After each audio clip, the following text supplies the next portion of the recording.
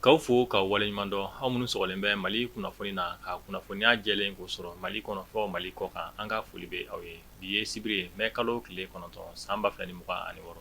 a y'aw bisimila Mali kunnafoni ka dɔn kibaruya olu kɛnɛ kan.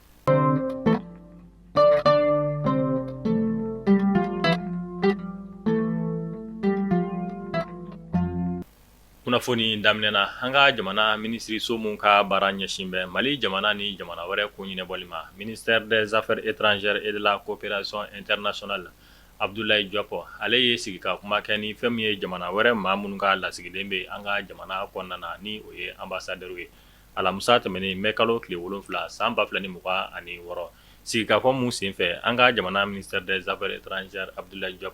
a y'a yira ni maa kofɔlen ninnu na k'a fɔ ko fɛn min ye Mali gouvernement kɔni tɛna sigi ka kuma ni jatigɛ wale tigilama foyi ye an ka jamana kɔnɔna na ko an ka wolomasiri tabaw olu kɔni bɛ wuli ka jɔ la yaasa ka bamaji wale tigilamaw ni jatigɛ wale tigilamaw bɛɛ lajɛlen kɛlɛ ka bɔ an ka jamana ale kɔnɔna na.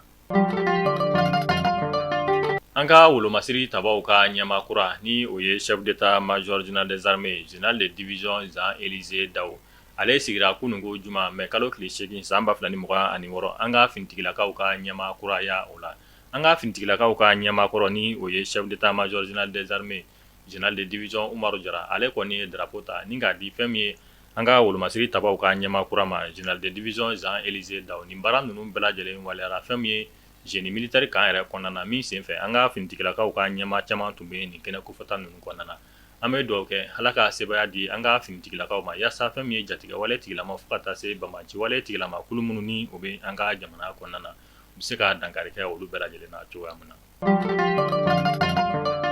Avril kalo tile 25 tɛmɛnen san 2026 fɛn min ye jatigɛ wale tigilamaw ye an ka wolomasiri tabaw dagayɔrɔ caman gosi an ka jamana kɔnɔna na min senfɛ an ka jamana ministre de la défense général de corps d'armée Sadio Kamara ale bɔnɛna nin na. O bingani wale in kɔfɛ an ka jamana marabaw olu kɔni ye sɛgɛsɛgɛli ni wulikajɔw sigi sen kan min kɛra sababu ye u ye tɛgɛ da fɛn min ye politique maa dɔw ale ni fo ka taa se an ka wolomasiri taba dɔw yɛrɛ kan minnu ye dɛmɛ ta ka ɲɛsin jatigɛ wale tigilamaw ma yaasa u bɛ se ka nin bingani wale cɛjugu in kɛ an ka jamana kɔnɔna na. O de hukumu kɔnɔna na kunungo mai kalo tile 8 san 2026 fɛn min ye o maa minɛlen dɔw kumana ni o ye capitaine Soyiba Jara an ka wolomasiri taba kɔrɔ don mun yɛrɛ bɛ sɛgɛnnafiɲɛbɔ la an bɛ wagati min na ko sisan. A y'a jira k'a fɔ ko fɛn min ye maître Muntaka Tall ale ni jatigɛ wale tigilamaw kɔni ye tɛgɛ di ɲɔgɔn ma ni ka baara caman sigi sen kan yaasa jatigɛ wale tigilamaw olu ye bingani wale mun ta k'an ka wolomasiri tabaw sɛgɛrɛ avril kalo tile 25 tɛmɛnen ko fɛn min ye maître Muntaka Tall a kɔni ye dɛmɛ ta ka ɲɛsin jatigɛ wale tigilamaw ma yaasa u bɛ se ka waleya cɛjugu yɛrɛ kɛ ni k'an ka jamana fanga dafiri yaasa aw ni ne an ka faamuyali caman sɔrɔ kɔrɔfɔw la an ka jɛ ni ka capitaine Soyiba Jara ale ka kɔrɔfɔ dɔw lamɛn. Le 21 mars Muntaka ka ci sera ne ma Muntaka Tall ko a mago bɛ na n k'a ma baasi tɛ an bɛ ɲɔgɔn sɔrɔ yɔrɔ min na a y'o fɔ n ye hôtel Faso n'i bɛ taali Senu hôtel station min bɛ yen o kɛrɛfɛ station Total an ye ɲɔgɔn sɔrɔ o yɔrɔ la vers 16 heures a nana a ye ne sɔrɔ a ye ne sɔrɔ sur place ne jiginna ne donna a ka mobili kɔnɔ an taara an bɔra a ko ne ma jamana taabolo man ɲi partiw cira association cira sécurité bɛ jamana kɔnɔ donc an bɛ se ka ɲɔgɔn dɛmɛ cogo min pour que kana ni yɛlɛma ye k'u mago bɛ n ka dɛmɛ na donc ko c'est urgent n ko baasi tɛ ne bɛ retraite la nka n bɛ se ka i ni n ka mɔgɔ dɔ bila contact la a bɛ se ka ɲɔgɔn dɛmɛ cogo min na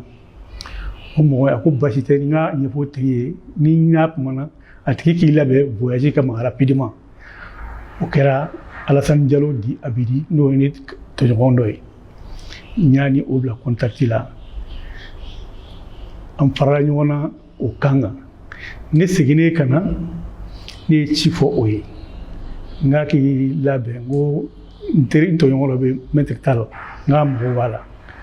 donc n y'u bila contact la u ye ɲɔgɔn ye Abidi sɔnna voyage ma n ye message ci a ma n ko voyage confirmé disposition à prendre o kɛlen Abidi taara a dugutaa la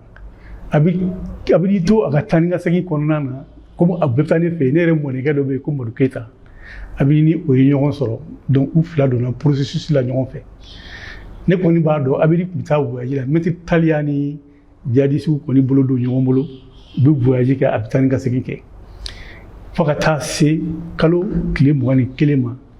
n'o ye Abedi kalo tile 21 ye ni Abedi tɛmɛna ne fɛ k'a fɔ ko tout est ok ko week-end kɔnɔ ko il faut agir ne ko basi tɛ kalo tile 22 Modibo Keyita fana tɛmɛna n fɛ yen ka o kuma kelen in confirmer ne tora fɔ samedi le 25 à l'aube fajirida fɛ ni explosion kɛlen ne yɛlɛlen sanfɛ effectivement ne yɛlɛlen sanfɛ Abedi ko ne ma ko explosion kɛra ko donc tout est en débandade o débandade kɔnɔna na a ye ne wele ko Bɛlɛdugu ayi ko bamanan ko kuma Muntaka fɛ ko o ka ko dɔ kɛ voilà ale ye ne wele ko bamanan a fɔ Muntaka ye wuli ka ko dɔ kɛ n tulo bɛ Modibo Keyita fana o fana y'a fɔ a fɛn kelen na ko Bɛlɛdugu ta ka kuma Bɛlɛdugu ɲini de donc ne interpellé la o cadre kɔnɔ parce que ko kɛlen o ye enquête dayɛlɛlen ne fana nana n présenter. An bɛ taa Bayankara marabolo ale kɔnɔna na fɛn min ye Bayankara marabolo dugu min bɛ yen n'a bɛ wele ko Korikori fo ka taa se Goromosogu ma nin ye a tile 2 bɔɲɔgɔnko ye kunnafoniyaw olu y'a jira k'a fɔ ko jatigɛwale tigilamaw u ye binganiwale ta ni ka nin dugulamaw kɔni sɛgɛrɛ min sen fɛ fɛn min ye dugulama ma 30 ni kɔ olu de fagara jatigɛwale tigilamaw olu fɛ an bɛ wagati min ko sisan Bayankara gouverneur ma olu kɔni wulila ni ka t'i ɲɛ da nin yɔrɔ kofɔlen ninnu kan ka ta sibila kɛ maa minnu fatura ani ka dɔw don kɛ maa minnu banana ni binganiwale cɛjugu yɛrɛ sen fɛ an bɛ wagati min ko sisan basigi kɔni sabatilen bɛ nin yɔrɔ kofɔlen ninnu kɔnɔna na an bɛ dugawu kɛ Ala k'an ka finitigilakaw fanga se yaasa jatigɛwale tigilamaw bɛɛ lajɛlen bɛ se ka kɛlɛ ka bɔ an ka jamana kɔnɔna na cogoya min na. A tun bɛ wagati damadɔ bɔ fɛn min ye Kita Bamako cɛsira taama olu tun gɛlɛyalen don kosɛbɛ ka sababuya kɛ jatigɛwale tigilamaw tun kɛlen don ka gɛrɛntɛ ta maa minnu bɛ voyager nin sira kofɔlen ninnu kan ani ka olu sɛgɛrɛ nka mɛ kalo tile 7 kana se mɛ kalo tile 8 ma san 2026 Ala ni an ka finitigilakaw ka wuli ka jɔ sababu an bɛ wagati min ko sisan u sera ka dankarikɛ jatigɛwale tigilama minnu tun dogolen bɛ fɛn min ye forêt bawlen ale kɔnɔna na min sen fɛ u tun kɛlen don ka dugutaga kɔni gɛlɛya maaw kɔni bolo an bɛ wagati min ko sisan maaw kɔni b'a la ka se ka tɛmɛ fɛn min ye Bamako Kita sira fɛ ni ka na an ka faba kɔnɔna na Ala ni an ka wolomasiri tabaw ka wuli ka jɔ sababu an ka jamana wajulukɛla ba mun tun bɛ n'a bɛ wele ko Madu Dumiya Ala ye ale ka kalifa minɛ a la k'a si to san 76 la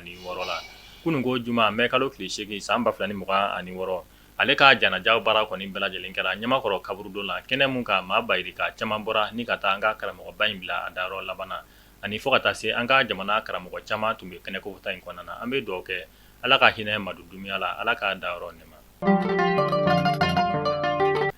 An bɛ taa kɔkan kibaruya olu kɔnɔna na an bɛ taa Uganda jamana ale kɔnɔna na Uganda jamana ministre de la République ale fagara a kɔlɔsiba fɛ ni o ye a ka garde corps ye kunnafoniya olu y'a jira k'a fɔ ko nin waleya in bɛ kɛ garde corps fɛ wagati min na a tilara ka marifa da jɔ a yɛrɛ la ni k'a yɛrɛ faga sɛgɛsɛgɛliw kɔni bɛ sen na kun mun kɔni ye garde corps bila ni ka ministre faga ka tila k'a yɛrɛ faga Uganda jamana ale kɔnɔna na.